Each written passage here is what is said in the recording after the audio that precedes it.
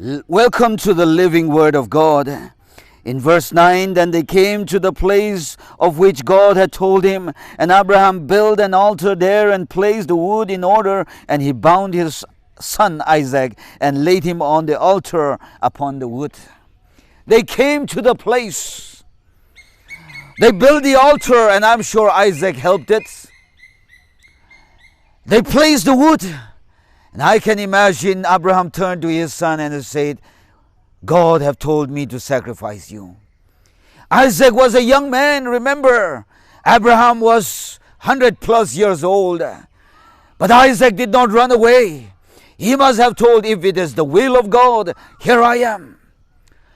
It reminds us of the experience of Jesus going up the hill Golgotha and lying down to be nailed to the cross and saying, if this is your will, Father, here I am.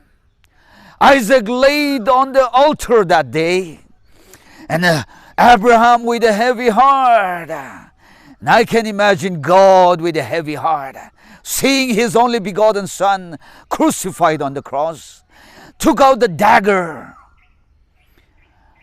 ready to stab his son and to sacrifice.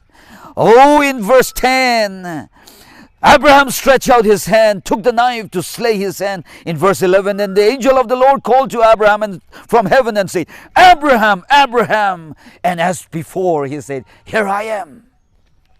Can you imagine? About to come down, and he still could hear the voice of God and stopped. Can you hear the voice of God today? Here I am.